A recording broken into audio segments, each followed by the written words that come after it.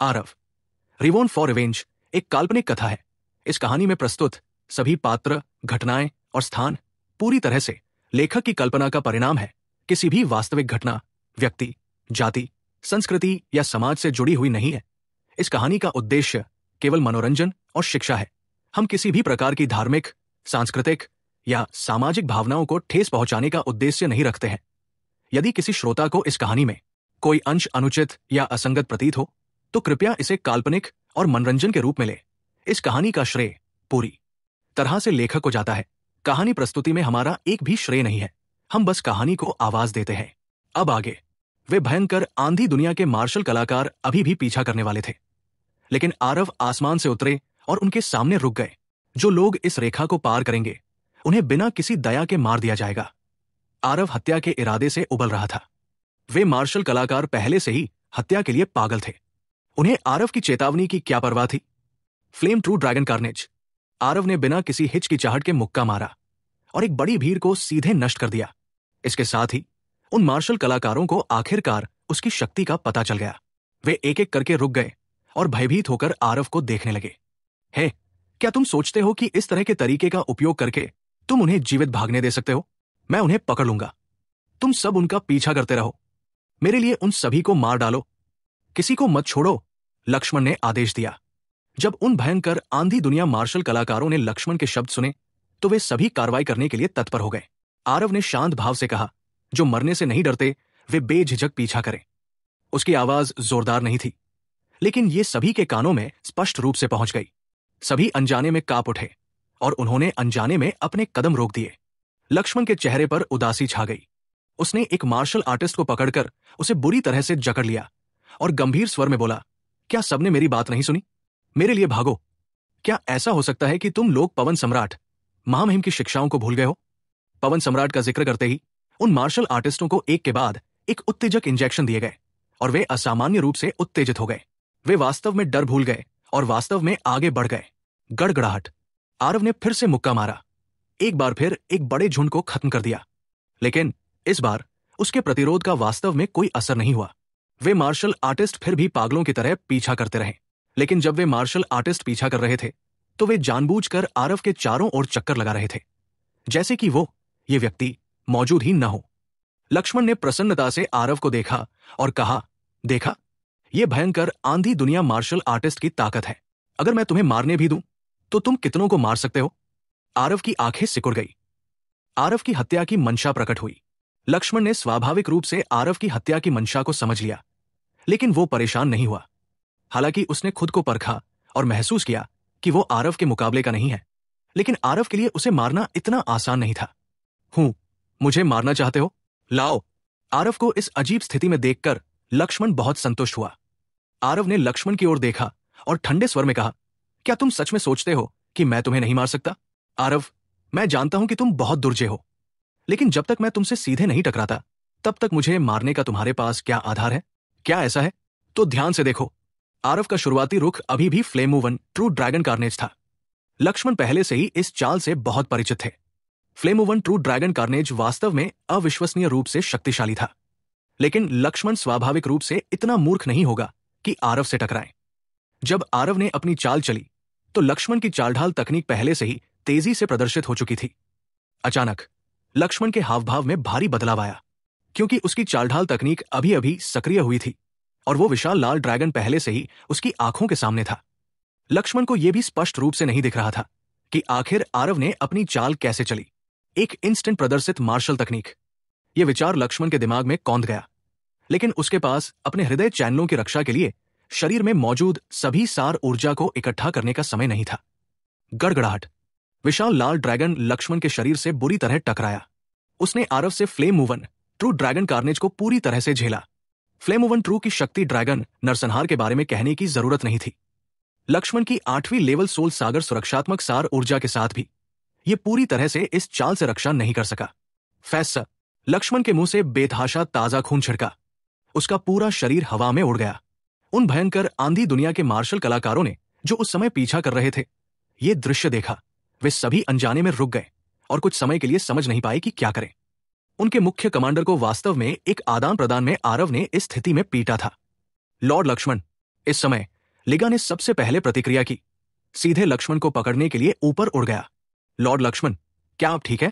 लिगा ने जल्दी से एक औषधीय गोली लक्ष्मण के मुंह में ठूंस दी और औषधीय शक्ति को परिष्कृत करने में उसकी मदद करने के लिए सार ऊर्जा को घुमाया। आरव ने इस समय भी पकड़ लिया और लिगा के साथ इस दृश्य को नहीं रोका। भयंकर आंधी दुनिया के कीमिया मानकों के साथ एक औषधीय गोली कितनी अच्छी हो सकती है? आरव धीरे धीरे लक्ष्मण के सामने चला गया। सभी ने अपनी सांस रोक ली। लीगा जल्दी से आरव के सामने खड़ा हो गया, उसका रास्ता रोक दिया और गंभीर स्वर में बोला, यदि तुमने महामहिम लक्ष्मण को मारने की हिम्मत की तो मैं तुम्हारे साथ युद्ध करूंगा। मेरे साथ युद्ध करो, तुम्हारे पास ये योग्यता नहीं है। आरव ने बोलते हुए आगे बढ़ना जारी रखा। लीगा आरव की जबरदस्त गति से प्रभावित हुआ और बार बार पीछे गिर गया। लक्ष्मण भी आरव का मुकाबला नहीं कर सकता था। वो आरव का मुकाबला कैसे कर सकता था? वो स्पष्ट रूप से नहीं देख पाया कि आरव ने पहले कैसे अपनी चाल चली। उसने केवल एक लाल बत्ती चमकती देखी और लक्ष्मण पहले ही आरव द्वारा मारा जा चुका था। तत्काल निष्पदित मार्शल तकनीक। ये निश्चित रूप से एक तत्काल निष्पदित मार्शल तकनीक थी। ये युवक वास्तव में एक तत्काल निष्पदित मार्शल तकनीक को पकड़ सकता था। इससे बचना असंभव था, सिवाय इसके कि लिगा को यह समझ में नहीं आया कि वो अपने सिर को खरोंच कर भी ऐसा कर सकता है। ऐसी शक्तिशाली मार्शल तकनीक संभवतः तत्काल निष्पदित तकनीक कैसे प्राप्त कर सकती है? उसकी नजर में अतुलनीय शक्तिशाली लक्ष्मण को वास्तव में आरव ने तुरंत खत्म कर दिया। इस चाल से पहले आरव ने आखिरकार अपने शरीर में मौजूद अनाम सार ऊर्जा का इस्तेमाल किया। लक्ष्मण के तैयार न होने की बात तो छोड़िए, भले ही उसने पर्याप्त तैयारी की हो, आरव का मुकाबला करना भी संभव नहीं था। नाम सार ऊर्जा के जुड़ने के बाद फ्लेमोवन ट्रू ड्रैगन कार्नेज की शक्ति और भी अधिक थी। तत्काल निष्पदित मार्शल तकनीक को जोड़ने से लक्ष्मण की हार पहले से ही एक अपरिहार्य स्थिति थी। लिगा अचानक रुक गया और अपने कदम रोक दिए। उसके पीछे पहले से ही लक्ष्मण था। वो अब और पीछे नहीं हट सकता था। आरव, फिर तुम मुझे मार डालो, मैं तुमसे विनती करता हूं, भगवान लक्ष्मण को छोड़ दो, लिगा ने अचानक विनती की। आरव ने कुछ नहीं कहा। उनकी सार ऊर्जा पहले से ही उन्मादी ढंग से एकत्रित होने के बीच में थी। लक्ष्मण को मरना ही था। वो इस महान सेना की आत्मा थे। जब तक वो मरते, इस महान सेना को डरने की कोई बात नहीं थी। केवल इसी तरीके से क्रिम्सन लाइट सिटी के मार्शल कलाकारों को भागने के लिए पर्याप्त समय मिल सकता था। इसलिए आरव के लिए लक्ष्मण को छोड़ना असंभव था। उससे भीख मत मांगो, अगर तुझमें सामर्थ्य है तो मुझे मार डालो। पुहवार्क। लक्ष्मण के बोलते ही फिर से खून की एक बूंद निकली। भले ही पहले के वार ने उसकी जान नहीं ली, लेकिन उसके घाव बहुत गहरे थे और वो पहले से ही मौत के करीब था। अगर लीगा ने उसे पहले ही दवा की गोली न खिलाई होती तो वो अभी बोल भी नहीं पाता। आरव का इरादा समय को टालने का नहीं था। वो जानता था कि इस समय की कमी है और वो पहले से ही अनिर्णायक नहीं हो सकता। लक्ष्मण की हरकतों को देखकर लगा कि एक दिव्य पारगमन क्षेत्र विशेषज्ञ निश्चित रूप से पहले से ही रास्ते में था। उसके लिए देर करने का समय ही नहीं था और लक्ष्मण जैसे व्यक्ति के प्रति वो इतना नरम दिल भी नहीं हो सकता था। बहुत जल्दी आरव की आभा एक बार फिर चरम पर पहुंच गई। एक विशाल लाल अजगर अपने नुकीले दांत और पंजे दिखाते हुए एक बार फिर लीगा की ओर बढ़ा। लीगा अपने जबड़े कस लिए और अंतिम संघर्ष करने की योजना बना ली। लेकिन ठीक इसी समय आसमान से एक भयानक दबाव उतरा। इस दबाव को महसूस करते हुए आरव की अभिव्यक्ति में भारी बदलाव आया और उसका आकार विस्फोटक तरीके से पीछे हट गया। एक हल्का प्रभामंडल दिखाई दिया। आरव का लाल विशाल ड्रैगन सीधे चूर्ण चूर्ण हो गया। लक्ष्मण के दोनों ओर दो आकृतियां दिखाई दी। उनमें से एक गरिमामय और सुंदर थी, एक नजर में कुलीन जन की, लेकिन दूसरी बल्कि असभ्य थी, बिल्कुल कपड़िया परिवार कबीले की शैली की तरह। ये दोनों लोग आश्चर्यजनक रूप से दिव्य पागमन क्षेत्र के विशेषज्ञ थे। जब लीगा ने आगमन को देखा तो उसके चेहरे पर जंगली उत्साह दिखाई दिया। लॉर्ड धीरेन्द्र, लॉर्ड सुनील कपड़िया, आप आखिरकार आ गए। आप लक्ष्मण को उसकी चोटों का इलाज करने के लिए ले आओ। ये जगह मेरे लिए छोड़ दो, लॉर्ड धीरेन्द्र ने शांत भाव से कहा। लीगा ने पहले से ही मरने का निश्चय कर लिया था। कौन जानता था कि ये सब कुछ बदल जाएगा। लॉर्ड धीरेन्द्र ने वास्तव में आखिरी क्षण में ऐसा किया जिससे उनकी जान बच गई। उसने आरव को उलझन भरी आंखों से देखा। अनिश्चित था कि उसे भी खुश होना चाहिए या दुखी होना चाहिए। लॉर्ड धीरेन्द्र के लिए यह खुशी की बात थी और आरव का मरना निश्चित था। यह बहुत ही दुखद था कि ऐसा अद्भुत प्रतिभाशाली मार्शल कलाकार वास्तव में यहां मरने जा रहा था। कितना अफसोस की बात है। तुम आरव हो? उस धीरेन्द्र ने उसे थोड़ा सा परखा और पूछा, क्या तुम यहां बकवास नहीं कर रहे हो? आरव ने उत्तर दिया। धीरेन्द्र ने बुरा नहीं माना और मुस्कुराते हुए कहा, मुझे लॉर्ड धीरेन्द्र कहा जाता है, लक्ष्मण के चाचा। पिछली बार मैं 10 राज्य संगठन संप्रदाय में आपसे मिला था। इस बार मैं आखिरकार आपसे मिला। आप वास्तव में कहानी के अनुसार ही है। आप निश्चित रूप से एक अद्वितीय प्रतिभाशाली व्यक्ति हैं, जो 10,000 वर्षों में मिलना मुश्किल है। बस ये ट्रांसफॉर्मेशन क्षेत्र पर नजर डालें और आप वास्तव में लक्ष्मण को मारने की ताकत रखते हैं। वास्तव में उल्लेखनीय दिव्य पागमन क्षेत्र के विशेषज्ञ अन्य लोगों के लिए सर्वोपरि अस्तित्व हो सकते हैं, लेकिन आरव की नजर में यह भी ऐसा ही था। बेशक आरव की वर्तमान ताकत स्पष्ट रूप से दिव्य पागमन क्षेत्र के विशेषज्ञों से निपटने से बहुत दूर थी, लेकिन मानसिक रूप से उसके मन में कोई श्रद्धा नहीं थी। धीरेन्द्र की बात सुनकर आरव ने शांत भाव से कहा, लक्ष्मण को क्या समझा जाए? उसे मार डालने में गर्व करने लायक क्या है? अरे कितना बदतमीज लड़का है। मैंने सुना है कि हमारे कपड़िया परिवार के कुछ जूनियर तुम्हारे हाथों मारे गए। सुनील कपड़िया ने अचानक ठंडे स्वर में कहा। यह सुनकर आरव की भौहें तंग गई। कोई आश्चर्य नहीं कि यह व्यक्ति उन कपड़िया परिवार जनजाति के लोगों की शैली से इतना मिलता जुलता था। पता चला कि यह कपड़िया परिवार जनजाति का पुराना पूर्वज था। तो क्या हुआ अगर हाँ? आरव ने बहुत ही बदमाशी से यह बात स्वीकार की। आज का मामला स्पष्ट रूप से हल नहीं हो पाएगा। आरव अब भी इसे पूरा कर सकते थे। आरव अभी पीछे नहीं हट सकते थे। क्रिम्सन लाइट सिटी के मार्शल कलाकार अभी बहुत दूर नहीं गए थे। अगर वो खुद भाग गए तो वे लोग निश्चित रूप से बिना कब्रिस्तान के मर जाएंगे। इसलिए उसे अब समय को टालना पड़ा ताकि उन लोगों को भागने के लिए पर्याप्त समय मिल सके।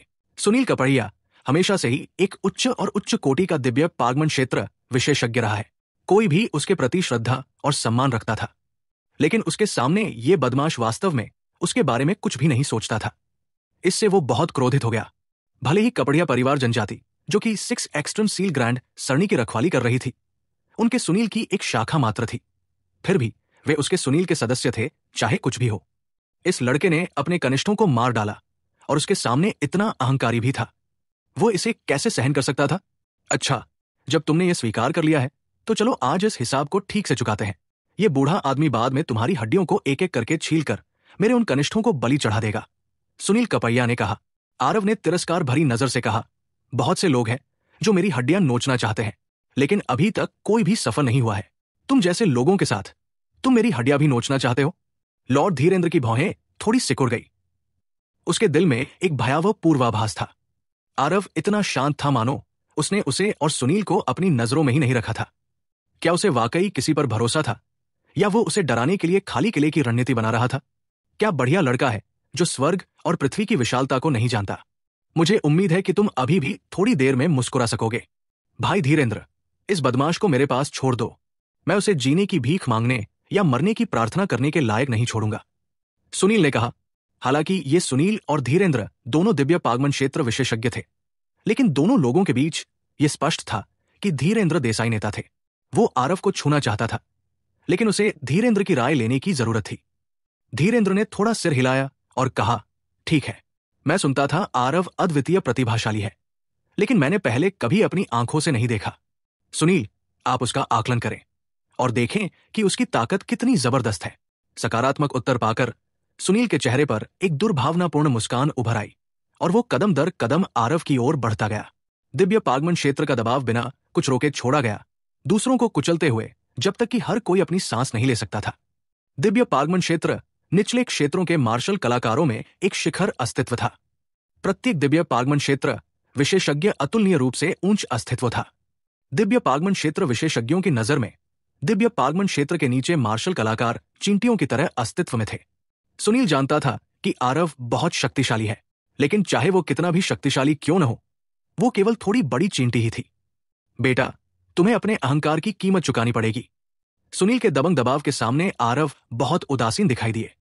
उन्होंने अचानक बैंगनी रंग का तावीज निकाला और शांत भाव से कहा, मुझे कीमत चुकानी पड़ेगी या नहीं, ये तो मैं नहीं जानता, लेकिन अगर आप एक कदम और आगे बढ़ेंगे तो चुकाई गई कीमत राख में बदल जाएगी। आरव ने जैसे ही बैंगनी ताबीज निकाला, धीरेन्द्र के चेहरे पर एकदम से परिवर्तन आ गया। उनकी निगाह धीरेन्द्र के हाथों में ताबीज पर टिकी थी। एक ठंडी हवा लगातार बह रही थी, लेकिन सुनील को कुछ भी समझ में नहीं आ रहा था और उसने ठंडी मुस्कान के साथ कहा, मैं सोच रहा था कि मेरे साथ इतना घमंड करने का तुम्हें इतना आत्मविश्वास कहां से आया। तो ये घटिया चीज है। तुम्हें नहीं लगता कि घटिया ताबीज मुझे डरा सकता है ना? सुनील, रुको, अब आगे मत बढ़ो, धीरेन्द्र ने गंभीरता से कहा।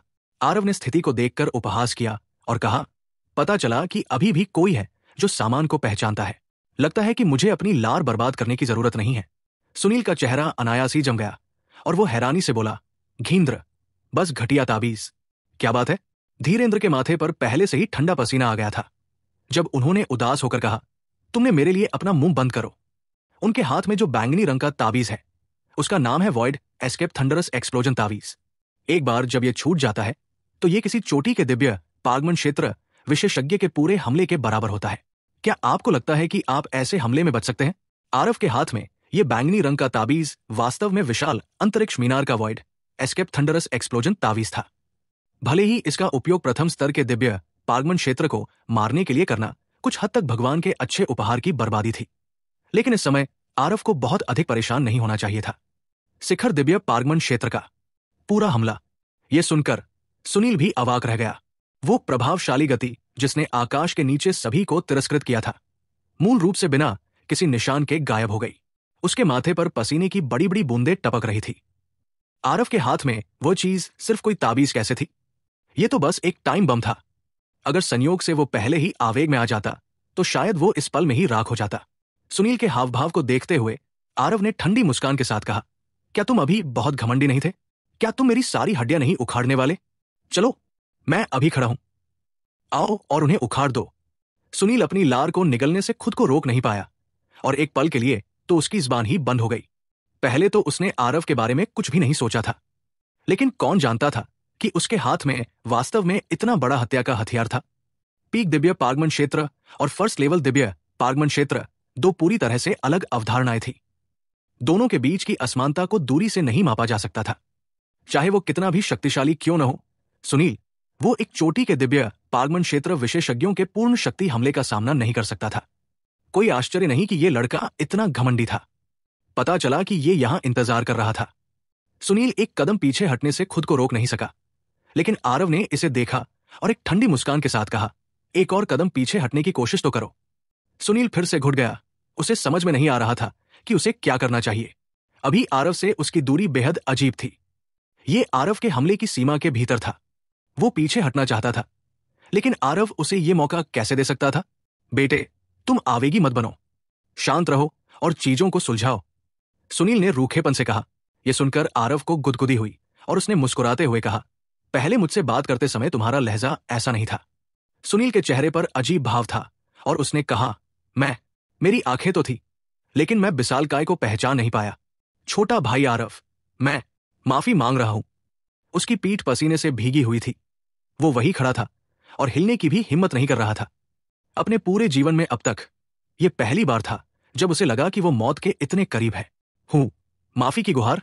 क्या तुम्हें लगता है कि मैं तुम्हारी माफी स्वीकार करूंगा? आरव ने मुस्कुराते हुए सवाल पूछा। तो तुम क्या चाहते हो? मैं क्या चाहता हूं? वापस भागो, नहीं तो तुम सबको आज मरना पड़ेगा, आरव ने शांत भाव से कहा। उसने कहा। आरव ने अपने हाथ में ताबीज ऊपर उठाया। सुनील का दिल भी उछल पड़ा और लगभग उछलकर बाहर आ गया। इस पल उसका सिर लगभग फट गया।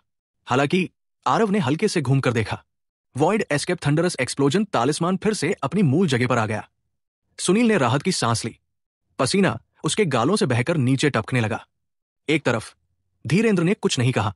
इस समय उसने अचानक आवाज लगाई, आरव, तुम्हें चिंता न करने का नाटक करने की जरूरत नहीं है। तुम्हारा वॉइड एस्केप थंडरस एक्सप्लोजन तालिस्मान सिर्फ एक बार इस्तेमाल किया जा सकता है ना? आरव चुपके से चौंक गया, लेकिन उसका चेहरा शांत था क्योंकि उसने कहा, तुम आकर इसे आजमा सकते हो। वॉइड एस्केप थंडरस एक्सप्लोजन तालिस्मान मेरे पास कुल 3 है। तुम दोनों को मारने के लिए काफी है। लेकिन धीरेंद्र ने अपना सिर हिलाया और कहा, मैंने जो एक बार कहा था उसका यह मतलब नहीं था। अपनी वर्तमान शक्ति से वॉइड एस्केप थंडरस एक्सप्लोजन तावीज को बाहर निकालने से आप संभवतः तुरंत ही सार ऊर्जा से पूरी तरह से वंचित हो जाएंगे। इसलिए आपको दूसरा तावीज निकालने का अवसर ही नहीं मिलेगा। हालांकि मैं आपसे पहली बार मिल रहा हूं, फिर भी मैं आपके काम करने के तरीके के बारे में थोड़ा बहुत जानता हूं। अपने चरित्र के साथ यदि आप वॉइड एस्केप थंडरस एक्सप्लोजन तावीज को कई बार बाहर निकाल सकते हैं तो आप शायद पहले ही बिना किसी हिचकिचाहट के सुनील को मार चुके होते। बताओ, मैंने जो कहा वो सही है या गलत? धीरेंद्र जितना अधिक बोलता गया वो उतना ही अधिक संयमित होता गया। वो स्पष्ट रूप से उस घबराहट से पहले ही बाहर निकल चुका था। इसके अलावा कोई भी उसके स्वर से यह समझ सकता था कि वो अपने विश्लेषण में काफी आश्वस्त था। आरव ने नहीं सोचा था कि ये धीरेंद्र वास्तव में इतना परेशान करने वाला होगा। उसने देख लिया कि वो इतनी जल्दी शक्ति का खोखला प्रदर्शन कर रहा था। धीरेंद्र ने जो कहा वो बिल्कुल सही था। जब रमेश ने ये वॉइड स्क्वायर थंडरस एक्सप्लोजन टैलिस्मैन उन्हें सौंपे तो उन्होंने आरवी को आवेदन की विधि भी बताई। आरव के खेती क्षेत्र में अभी भी कुछ हद तक कमी थी।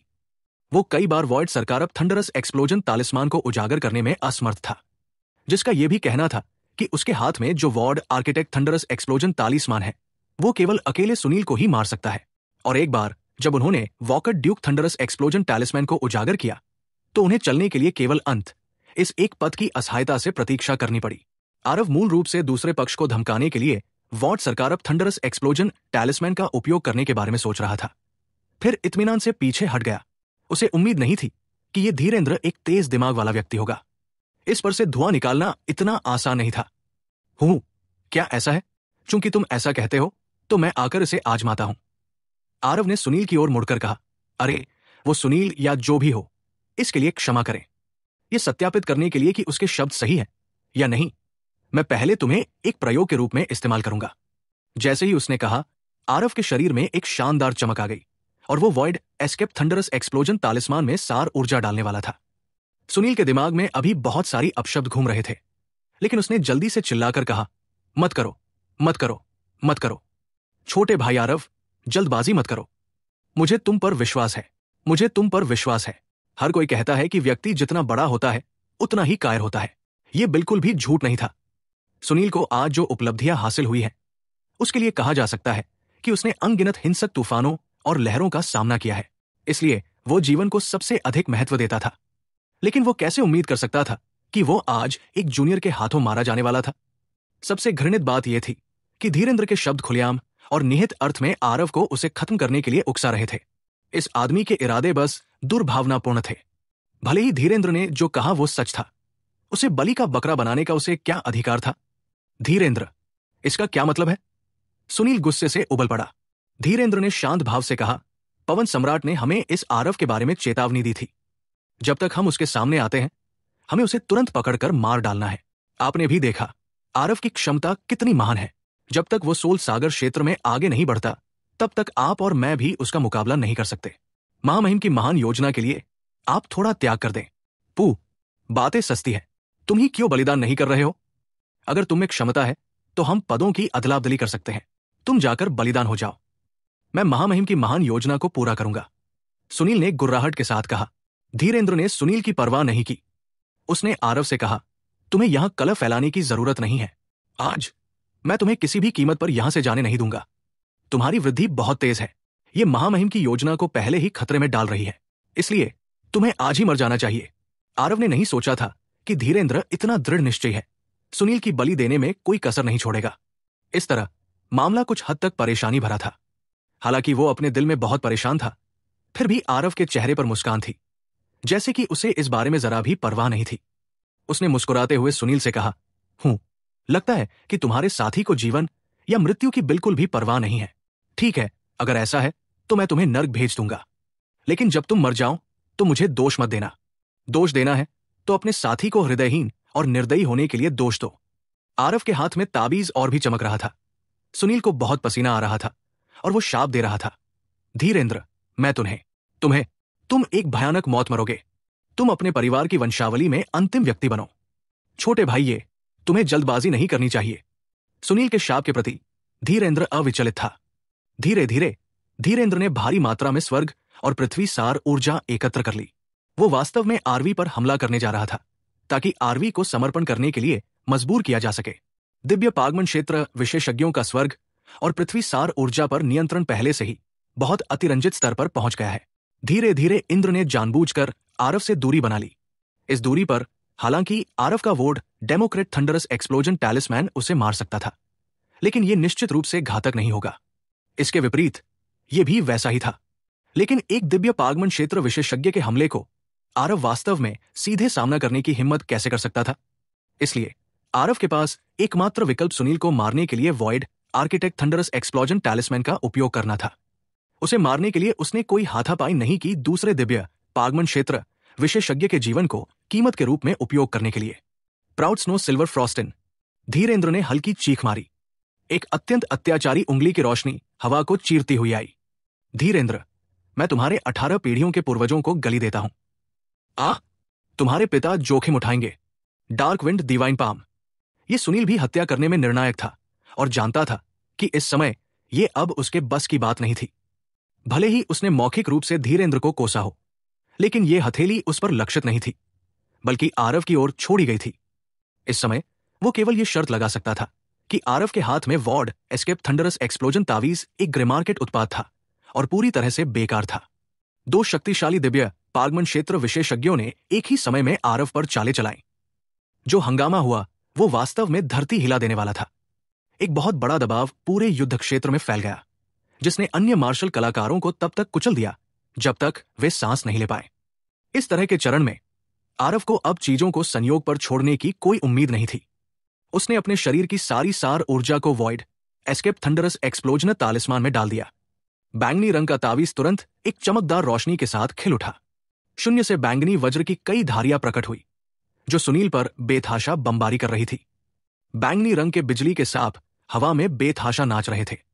एक बहुत बड़ा ऊर्जा दबाव सभी को तब तक कुचल रहा था जब तक वे सांस नहीं ले पा रहे थे, जिसमें आरव खुद भी शामिल थे।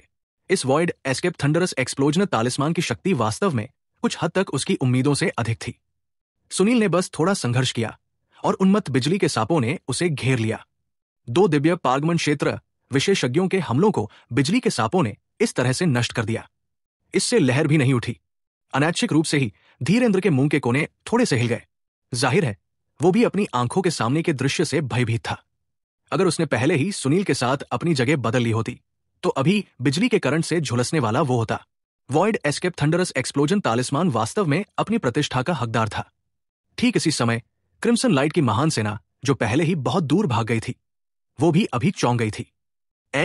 ये क्या हो रहा है? कितनी शक्तिशाली लहर! ये कहते ही आलोक के चेहरे के भाव बदल गए। आलोक और बाकी लोगों ने एक दूसरे की ओर देखा और बहुत जल्दी जवाब का अनुमान लगा लिया। इतनी शक्तिशाली लहर ये निश्चित रूप से सोल सागर क्षेत्र के विशेषज्ञों द्वारा नहीं की गई थी। फिर ये केवल दिव्य पागमन क्षेत्र हो सकता है। दिव्य पागमन क्षेत्र पावर हाउस। एक दिव्य पागमन क्षेत्र पावर हाउस निश्चित रूप से आया है। अधिराज बोलते समय भी कुछ हद तक घुट गए। सरत चारों लोगों ने भी इसी तरह नजरें बदली। उन्होंने सभी ने दूसरे पक्ष की आंखों में गहरी चिंता देखी। सिटी लॉर्ड कल्पेश, आप बाकी लोगों को ले जाइए। हम चारों वापस जाकर स्थिति को देखेंगे। भूबन ने गंभीरता से कहा। बिल्कुल नहीं। वापस जाना है तो मुझे भी जाना चाहिए। आप में से कुछ की ताकत अभी भी कमजोर है। दिव्य पागमन क्षेत्र विशेषज्ञों का सामना करते हुए आपके पास प्रतिरोध करने की शक्ति नहीं है। मैं किसी भी दर पर एक शिखर नुवे स्तर का सोल सागर विशेषज्ञ हूं। मेरे पास अभी भी जीवित बचने का कुछ मौका है। मैं वापस आऊंगा। कल्पेश ने सीधे मना कर दिया। हमें दूसरे लोगों की परवाह नहीं है। हम तीनों को वापस जाना चाहिए। हमारे प्रति श्री आरव की कृपा हमें जीवन की नई राह देने के बराबर है। चाहे हम मर भी जाए, हमें लौटना है। अधीरज ने दृढ़ता से कहा। मैं भी वापस जा रहा हूं। मैं भी वापस जा रहा हूं। कुछ समय के लिए क्रिम्सन लाइट महान सेना के उच्च सोपानों में भयंकर विवाद हुआ। सभी वापस जाने के लिए लड़ रहे थे। ठीक है, बहस करना बंद करो। वरुण, तुम दूसरों को लेकर जाओ और समाचार देने के लिए फेरसन सिटी की ओर उत्तर की ओर बढ़ते रहो। उन्हें बताओ कि भयंकर आंधी दुनिया के दिव्य पागमन क्षेत्र के विशेषज्ञ पहले ही युद्ध में शामिल हो चुके हैं। गठबंधन को पहले से तैयारी करनी चाहिए। सिटी लॉर्ड साथियों, चूंकि सभी को मिस्टर आरव की सुरक्षा की चिंता है, तो क्यों न हम एक साथ वापस जाएं? इस समय आलोक स्थिर और संयमित था और वास्तव में उसका व्यवहार सेनापति जैसा था। बिल्कुल वैसा ही जैसे कि पहले के गुंडों से अलग दो अलग व्यक्ति हों। भले ही कल्पेश की ताकत इन लोगों में सबसे अधिक थी, लेकिन धीरे धीरे आलोक वास्तव में वो व्यक्ति बन गया जिसके शब्दों का वजन सबसे अधिक था। ठीक है, जब ऐसा ही है तो चलो फिर साथ चलते हैं। कल्पेश ने सिर हिलाया और कहा। भूबन ने भी सहमति जताते हुए अपना सिर हिलाया। ये वॉर्ड एस्केप थंडरस एक्सप्लोजन तालिबान, मैंने भी केवल इसका नाम ही सुना है। मुझे उम्मीद नहीं थी कि इसकी शक्ति वास्तव में इतनी भयानक है। सच में मैंने नहीं सोचा था कि तुम्हारे पास वास्तव में इतना बड़ा हत्या का हथियार है। यह भी सौभाग्य की बात है कि इस बार 2 लोग एक साथ आए, अन्यथा हम वास्तव में तुम्हारे सामने शक्तिहीन हो जाते। धीरेंद्र ने आरव की ओर देखा और शांत भाव से कहा। वास्तव में जैसा कि उसने उम्मीद की थी, आरव को वॉइड एस्केप थंडरस एक्सप्लोजन तालिस्मान द्वारा सार ऊर्जा से पूरी तरह से सुखा दिया गया था। इस समय वो अतुलनीय रूप से कमजोर हो गया था। धीरेंद्र की नजर में आरव वध के लिए तैयार एक मेमना था। सार ऊर्जा के बिना एक मार्शल कलाकार वो अभी भी क्या कार्रवाई कर सकता था? वो बता सकता था कि आरव चुपके से सार ऊर्जा को पुनः प्राप्त कर रहा था। इसके अलावा गति बहुत तेज थी, लेकिन वो बिल्कुल भी जल्दी में नहीं था। भले ही आरव की रिकवरी की गति कुछ ज्यादा ही तेज होती, लेकिन कम समय में अपनी चरम अवस्था में वापस आना भी संभव नहीं था। इस प्रक्रिया के दौरान उसके पास आरव को मारने के लिए बहुत समय था। जब तक Aarav void escape thunderous explosion talisman को फिर से मुक्त करने में असमर्थ था, तो क्या हुआ अगर उसने उसे सार ऊर्जा को पूरी तरह से पुनः प्राप्त करने दिया? धीरेंद्र एक 3rd लेवल दिव्य पागमन क्षेत्र सुपर विशेषज्ञ था। अगर आरव सार ऊर्जा को पुनः प्राप्त भी कर लेता, तो भी वो उसका मुकाबला कैसे कर सकता था? हे, क्या तुम्हें लगता है कि अब तुम मेरा कुछ भी कर सकते हो? आरव ने हांफते हुए कहा। बस ये था कि धीरेंद्र के विचार में ये शब्द पूरी तरह से एक जिद्दी मुंह वाले मरे हुए बत्तख की तरह थे। युद्ध में मार्शल कलाकारों के लिए सबसे बड़ी बेबस बात थी अपनी सार ऊर्जा को पूरी तरह से खर्च करना। इस तरह उसके पास खुद को बचाने के लिए कोई पूंजी नहीं होगी। सार ऊर्जा के समर्थन के बिना चाहे मार्शल तकनीक कितनी भी शक्तिशाली क्यों न हो, इसका कोई फायदा नहीं था। बेकार की बातें करना बंद करो। क्या तुम्हें लगता है कि मैं तुम्हें सार ऊर्जा को पुनः प्राप्त करने का मौका दूंगा? धीरेंद्र ने अचानक बोलते हुए एक मुट्ठी को बाहर निकाला। यह मुट्ठी बहुत ही सहज थी, लेकिन इसका उद्देश्य आरव को मारना नहीं था। धमाका! आरव को सीधे मुंह से खून निकलता हुआ उड़ते हुए देखा गया। उसने जो सार ऊर्जा अभी अभी जमा की थी, वो सीधे इस हथेली से नष्ट हो गई। धीरेंद्र आरव के सामने आया और हल्की मुस्कान के साथ बोला, क्या तुम जानते हो कि बिल्लियां चूहे कैसे पकड़ती हैं? चूहे को पकड़ने के बाद वे चूहे को आजाद कर देती है, फिर से पकड़ती है और फिर से छोड़ देती है। ऐसा बार बार दोहराते हैं जब तक कि चूहे की पूरी ऊर्जा खत्म न हो जाए। मुझे पता है कि तुम हार नहीं मानोगे, लेकिन अभी तुम सिर्फ एक चूहा हो जिसके साथ मैं खेल रहा हूं। जैसे ही उसने कहा, धीरेंद्र ने एक और हथेली छोड़ी, जिससे आरव फिर से उड़ गया। आरव खड़ा हुआ, अपने मुंह के कोनों पर ताजा खून पोंछा और धीरेंद्र को यह कहते हुए पकड़ लिया, एक दुखी मुस्कान के साथ, लगता है कि तुम्हारा देसाई परिवार पागलों का झुंड है। क्या तुम्हें लगता है कि तुम एक प्रतिष्ठित दिव्य पागमन क्षेत्र विशेषज्ञ मेरे द्वारा एक सी ट्रांसफॉर्मेशन क्षेत्र जूनियर द्वारा अपनी जान को खतरे में डालना बहुत अपमानजनक समझ रहे हो? तो तुम अभी इस तरह मानसिक संतुलन पाना चाहते हो? धीरेंद्र के चेहरे पर एक और भाव जम गया। उसने अपना हाथ फेंका। ये एक और हथेली का प्रहार था। आरव ने उसके विचारों को उजागर कर दिया था और वो शर्मिंदगी से क्रोधित होने से खुद को रोक नहीं सका। जैसा कि आरव ने भविष्यवाणी की थी, वो वास्तव में पहले बहुत क्रोधित था। अपने जीवन को दूसरों के हाथों में पकड़े जाने की भावना ने उसे बहुत निराश किया। भले ही वो अभी आरव से काफी दूरी बनाए हुए था, अगर आरव ने वास्तव में उस पर वॉइड शेखर थंडरस एक्सप्लोजन टैलिस्मन फेंका, तो उसने ये कहने की हिम्मत नहीं की कि वो बिना किसी नुकसान के पीछे हट सकता है। वॉइड डेमोक्रेट थंडरस एक्सप्लोजन टैलिस्मैन की शक्ति बहुत मजबूत थी। सुनील ने तालिस्मान की शक्ति के तहत हड्डी की राख भी नहीं छोड़ी। यदि आरवी ये सुनिश्चित करने के लिए ऐसा नहीं कर रहा है कि वह दिव्य पागमन क्षेत्र विशेषज्ञ को मार सकता है, तो वो धीरेंद्र की इस समय सबसे आशावादी स्थिति भी गंभीर चोटों का परिणाम होगी। इसलिए जब आरव ने अपनी सार ऊर्जा समाप्त कर ली, तो वो आरव को मारने की जल्दी में नहीं था, बल्कि अपने दिल में थोड़ी सी नाराजगी को हवा देना चाहता था। तो क्या हुआ अगर हाँ, तुम पहले से ही वॉर्ड एस्केप थंडरस एक्सप्लोजन तालिस्मान का उपयोग नहीं कर सकते? मैं तुम्हें मौत के घाट उतारना चाहता हूं। तुम मेरा क्या कर सकते हो? धीरेंद्र अचानक से क्रूर हो गया। धीरेंद्र बात करते करते उसकी हथेली ने फिर से वार किया। उसे इस खेल को खेलने के लिए परेशानी उठाने में कोई आपत्ति नहीं थी। धमाका! आरव एक बार फिर उड़ गया। उसका पूरा शरीर खून से लथपथ, बहुत दुखी लग रहा था। आरव को इस तरह देखकर धीरेंद्र मन ही मन बहुत खुश हुआ। क्या तुम्हें लगता है कि तुम एक जीनियस हो? तुम्हें लगता है कि इस दुनिया में कोई भी तुम्हारा मुकाबला नहीं कर सकता? क्या तुम्हें नहीं पता कि एक जीनियस को मारना एक बड़ी उपलब्धि की भावना है?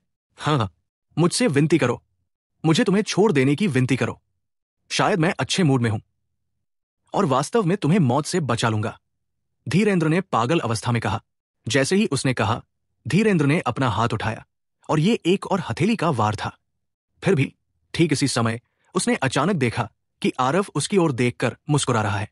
वो मुस्कान उसकी अज्ञानता और दुख का उपहास कर रही थी। धीरेंद्र के चेहरे का भाव बदल गया और उसके शरीर के सारे रोंगटे खड़े हो गए। एक जबरदस्त खतरे की भावना ने उसे झकझोर कर रख दिया। कुंडलित ड्रैगन भयानक मुट्ठी। आरव ने भयंकर चीख लगाई। एक विशाल नीले ड्रैगन धीरेंद्र की ओर बढ़ा। विशाल ड्रैगन की दहाड़ पूरे आसमान में गूंज उठी और जोर से धीरेंद्र से टकराई। ये परिवर्तन बहुत अचानक हुआ। धीरेंद्र चौंक गया और उसे जोरदार झटका लगा। सभी को चौंकाते हुए पता चला कि नीले ड्रैगन ने वास्तव में धीरेंद्र पर सुरक्षात्मक सार ऊर्जा को तोड़ दिया और उसके मुख्य शरीर पर हमला किया। पुहवार्क। आरव के इस प्रहार से धीरेंद्र को वास्तव में तब तक घायल किया गया जब तक कि उसने खून की उल्टी नहीं कर दी। इसके बारे में बात करना धीमा था, लेकिन यह सब वास्तव में उस समय हुआ जब चिंगारी चकमक पत्थर से उड़ती है। यहां तक कि धीरेंद्र ने भी इस पर कोई प्रतिक्रिया नहीं की। आरव इस हमले के कारण पूरी तरह से कमजोर दिखाई दिया। सामान्य परिस्थितियों में आरव के पास इस चाल का उपयोग करने का कोई मौका नहीं था। अगर वो इसका इस्तेमाल भी करता तो भी यह संभव नहीं था। कुंडलित ड्रैगन भयानक मुट्ठी आरव की वर्तमान सच्ची मारक चाल थी, धीरेंद्र को थोड़ा सा भी नुकसान पहुंचाने के लिए। लेकिन इसका मतलब यह नहीं था कि यह चाल दिव्य पागमन क्षेत्र के विशेषज्ञों को नुकसान नहीं पहुंचा सकती थी। ड्रैगन तरंग की खेती के साथ आरव की प्रतिभा इसी तरह बहुत ही राक्षसी डिग्री तक पहुंच गई थी। कुछ समय पहले ही वो पहले से ही पृथ्वी रैंक को तोड़कर स्वर्ग रैंक सीमा में आगे बढ़ गया था।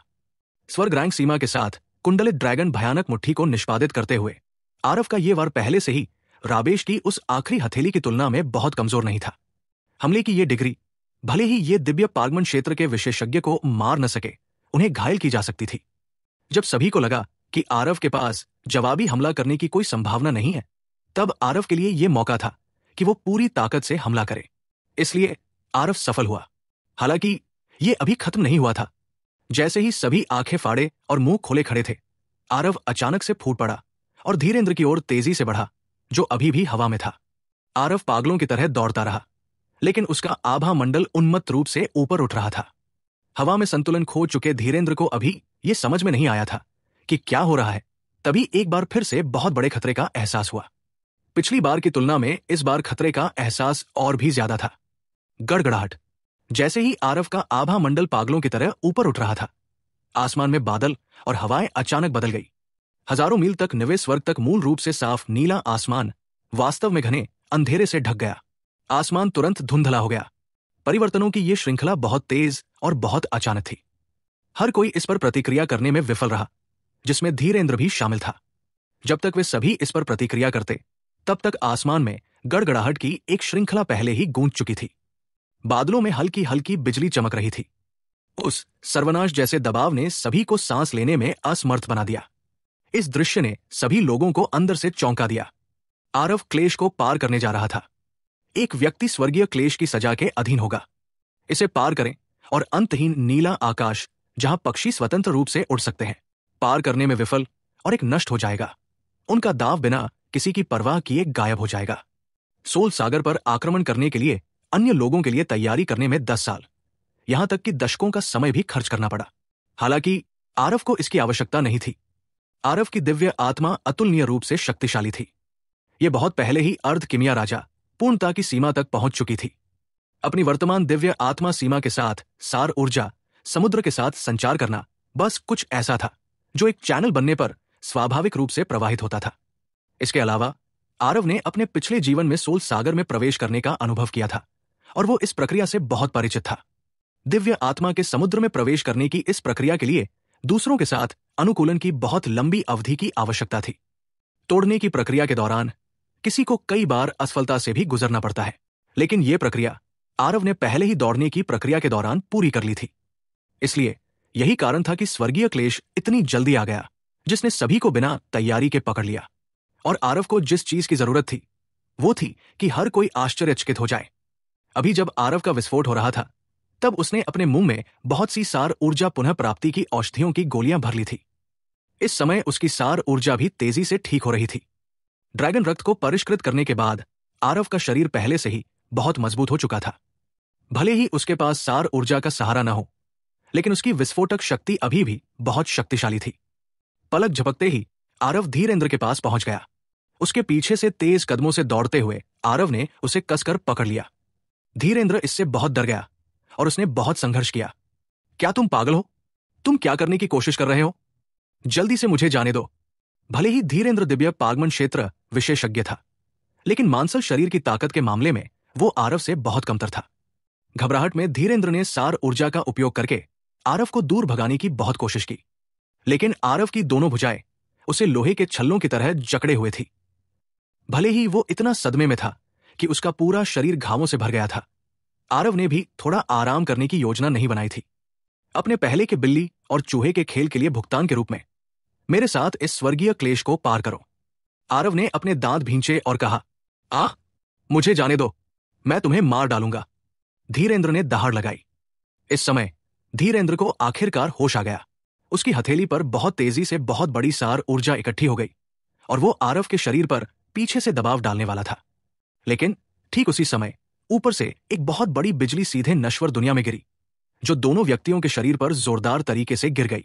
गड़गड़ाहट।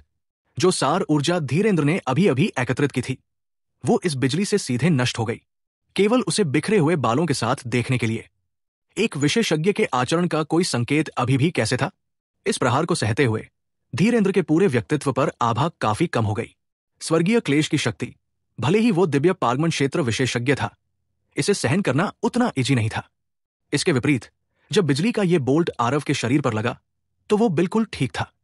ऐसा लग रहा था कि उसकी आभा थोड़ी और मजबूत हो गई है। हालांकि आरव की दोनों भुजाएं अभी भी धीरेंद्र को कसकर पकड़े हुए थी, जिससे उसे भागने का कोई मौका नहीं मिल रहा था। बिजली के पहले बोल्ट के गिरने के बाद हवा में बिजली के बोल्ट बारिश की तरह गिर रहे थे, जो उस जगह पर गिर रहे थे जहां आरव और धीरेंद्र थे। कुछ समय के लिए चारों ओर चट्टान के टुकड़े बिखर गए। बाहरी दुनिया में कोई भी दो लोगों की आकृतियां नहीं देख सकता था। आरव, तुम एक भयानक मौत मरोगे। जाने दो, जल्दी से मुझे जाने दो। धीरेंद्र ने अपनी पूरी ताकत से दहाड़ लगाई।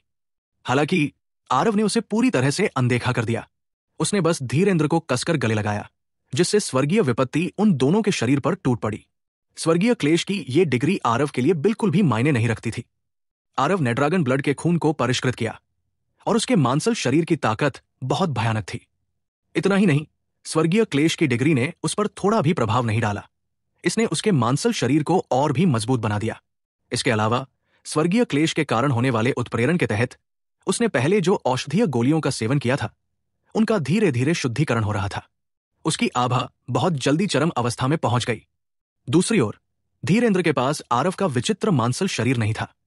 इसके अलावा उसके पास अपनी घबराहट में पहले से ही स्वर्गीय क्लेश से निपटने के लिए पर्याप्त तैयारी नहीं थी। बेतहाशा बमबारी के कारण उसके शरीर की आभा धीरे धीरे मुरझाने लगी। कुछ ही समय में आकाश में बिजली गिरना बंद हो गई। दूसरे लोग आखिरकार अंदर मौजूद दो लोगों की स्थिति को स्पष्ट रूप से देख सकते थे। भले ही आरव का शरीर बहुत दुखद लग रहा था, लेकिन उसकी आभा वास्तव में पहले ही चरम अवस्था में पहुंच चुकी थी। जबकि महान और शक्तिशाली धीरेंद्र के सिर पर इस समय बिखरे हुए बाल थे, जो बहुत क्रूर लग रहे थे। सबसे महत्वपूर्ण बात यह है कि वास्तव में उसे स्वर्गीय क्लेश द्वारा एक छोटी सी सीमा पर बलपूर्वक काट दिया गया था। चिंता मत करो, यह बस शुरू अभी ही हुआ है। आरव की आवाज अभी फीकी भी नहीं पड़ी थी कि आसमान में बादल फिर से थोड़े घने हो गए। ऐसा लग रहा था कि ये और भी अधिक शक्तिशाली स्वर्गीय क्लेश की तैयारी कर रहा है।